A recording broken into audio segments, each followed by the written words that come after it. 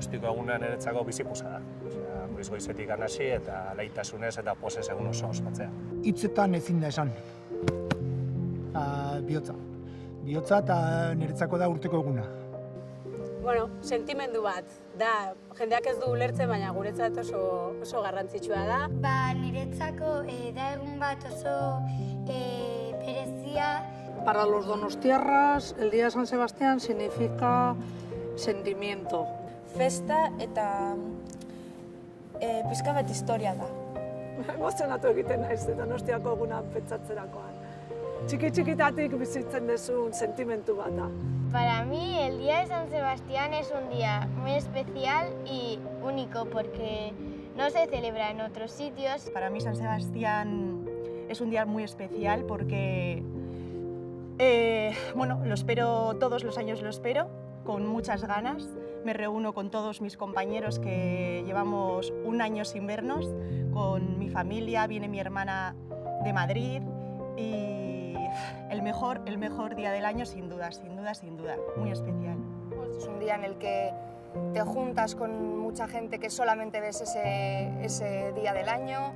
Donostiako eguna kontu zaila da, ze festa bat bada, baina nik azkeneko urtetan kasi erritu bezala bizitzen dut. Ez da egite beste norbaitentzako elizkizun eta juteko olako zeo-ze bezala. Eta urtero egin beharreko zeo zer da, poz handiz egiten dena, baina baita bete behar bat bezala ere bai, egin behar dena, eta erresponsabilitatez igual. Ni oso sentibera naiz, eta sentimendu horiek askatzeko eta ateatzeko aukera emate izula. Danborra bizipen bat da, baina Donostia guztiena. No puedo no estar el día 19 a las 12 de la noche, bueno, ya sería 20 a las 12 de la noche en la Plaza de la Constitución. Cuando empieza a sonar la marcha de San Sebastián me emociona mucho. Momenturik bereziena da, somatzea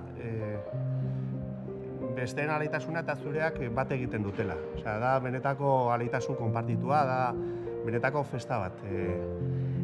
Konpartitzen diran egiazko emozioak dira, egia da.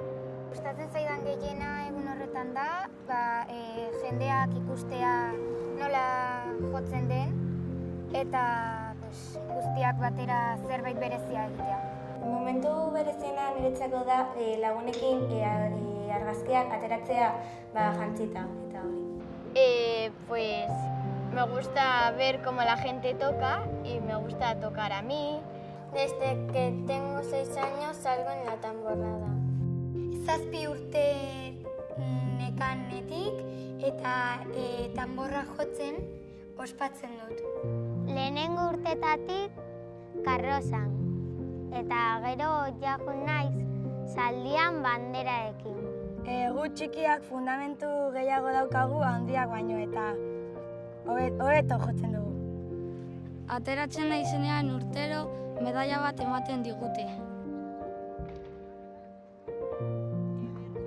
Goizean jaiki, tamborrako jantziak 11.000 arazo izate ditu dela, sekula ez detela ondo jartzen, 11 tramankulo dauzkagu gainetikan, eta kostata hasten naiz eguna. Bezperatik hasten da, egun batzu lehenago, martxa jartzen dut, nire semeekin egun batzu lehenago, zuzentzen dugu, jotzen dugu, eta pixkat ustu behar ditu depositoak, bezperan, negar egin behar dut, bizpairu aldiz, eta botatzen dut dena, gero ere urte hilabeteak pasatzen ditut afeitatu gabe, eta 20an afeitatzen naiz. Asko gustatzen zait, esnatzea, martxa eta Donosteko doinuak entzuten. Lehenengo konpasatzen denean, ordori jartzen naiz eta gaizki jotzen dut batzutan.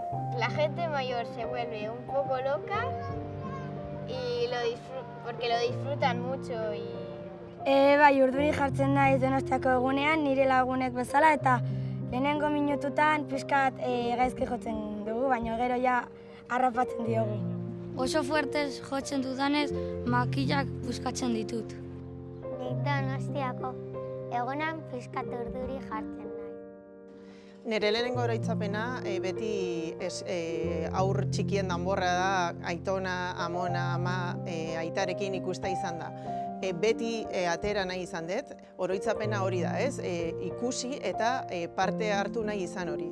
Entzuten ditugunean lehenengo konpasak, niri beti lagune behiratzen diate eta ni negarretan nago, osea, emozioa da.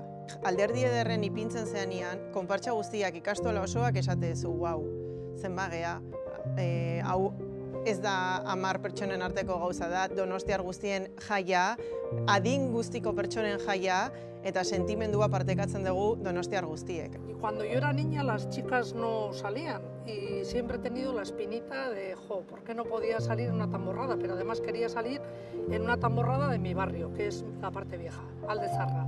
Desde que los tambores vamos vestidos de escoceses, y es que cuando llegamos a la parada del Chofre, hacemos la última parada antes de terminar, es en la plaza del Chofre, entonces nos ponemos enfrentados los tambores y los barriles y hay muchos tambores que, pues como William Wallace, como en Braveheart, no llevan nada debajo y suelen hacer la gracia de enseñar el culo. Ni Salamancan neola, karrera ikasten, karrerako lehenengo azterketa jarri ziaten urtarrilaren 20an. Eta egun batzu lehenago irakaslearen gana jo nintzen, gazteleraz evidentemente, oiga, venía a comunicarle que he preparado la materia, lo llevo bien, pero no me voy a poder presentar al examen porque es el día de San Sebastián y tengo que desfilar tocando el tambor. Y quería que supiera que no es por dejadez, sino que es por una causa de fuerza mayor.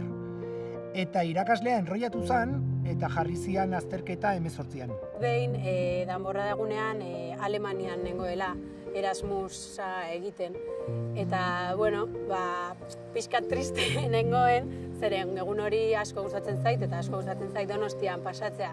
Baina, bueno, oroitzapena daukat, bai familiak, bai lagunak deitu ziatela gaueko 12an, eta horrego ginen hango batzuekin danborrada entzuten, eta pixkat disfrutatzen ere, beste era batera, bai, pixkat triste, baina, bueno, hala ere pozik zen egun hori zauden lekuan ospatzen duzu. Eta hor daka lehenengo oroitzapena, ez? Marinero trajia jarrita, txurista urdinez, eta txiki nintzala anasi ikastolan eta ikastolako kideekin. En el año 2000 le dieron a la Aita la medalla Mérito Ciudadano y entonces pues siempre salgo con ella. Él hizo bandera en la sociedad, entonces yo estoy en la izada y estoy viendo a la Aita subir bandera, ¿no? Entonces la izada siempre ha sido para mí un momento muy importante. Tengo 2 días muy especiales que fueron para mí, un día el que hice doblete y salí con la Unión Artesana aquí en la plaza y oír las 12 campanadas cuando sonaba la marcha de San Sebastián fue un día precioso, nos caían unas lagrimitas. Y luego otro año que mi madre con 78 años, que toda su vida había tenido la ilusión de salir en una tamborrada, ella siempre decía, yo siempre trabajando y no he podido salir en mi vida. Y cuando cumplió 78 años pudimos conseguir que saliera con mi hijo y conmigo, o sea, 3 generaciones. Y fue un día precioso, porque ella lo disfrutó muchísimo, me emocionó y todo. Y fue un día ideal para recordar. Urtero botatzen dut faltan hainbat jende, eta gainera asko, ez dira 2, ez dira 3. Aiton amonak, desde luego, oso donostiarrak ziren eta beti daude present. San Sebastian eta ne Aitonan irudia bat dira. Y luego sí que es verdad que el año pasado, por ejemplo, tuve una pérdida pues muy cercana y yo pensaba que la izada me iba a romper. Y me rompí, pero fue increíble sentir el apoyo de todas las aguadoras, o sea, me levantaron ellas, o sea, fue... Sí, va a ser muy especial, ese día para mí va a ser siempre muy especial. La tamborrada también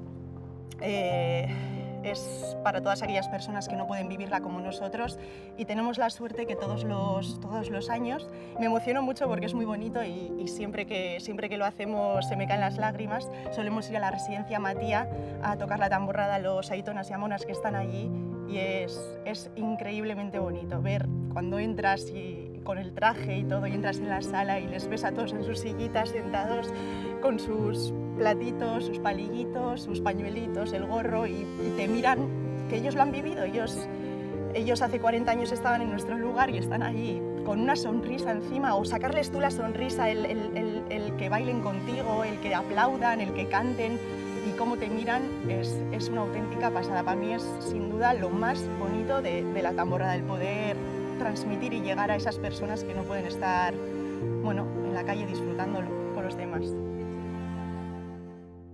Eta ber mundu guztian zerbait horrela egiten den. Haunditzen naizenean, danbor nagusia izan nahi dut. Y cuando sea mayor quiero volver a ser aguadora mayor y así poder dirigir la fiesta. Pues que la gente que esté un poco triste, que se anime porque el año que viene será mejor, que saldremos todos y que este año pasa y el año que viene salimos todos.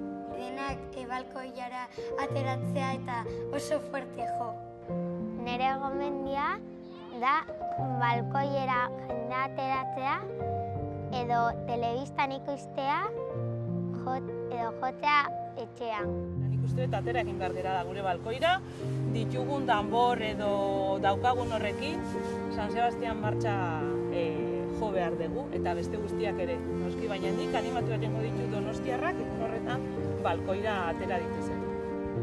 Pues yo recomendaría que, por ejemplo, si no tenéis bandera, pues que se hagan una con un papel y que las decoréis todas las casas y luego que os vistáis de algo especial con el tambor o el barril y tocar. Los donostiarras que vivimos la fiesta y que queremos Donosti, lo tenemos que celebrar, poner las banderas, cenar en casa, a las 12 tocar la marcha, emocionarnos, y animo a todos los donostiarras que lo vivan de otra manera, que el año que viene nos tomaremos la revancha, aupa donostiarrak eta aupa gora jaiakin.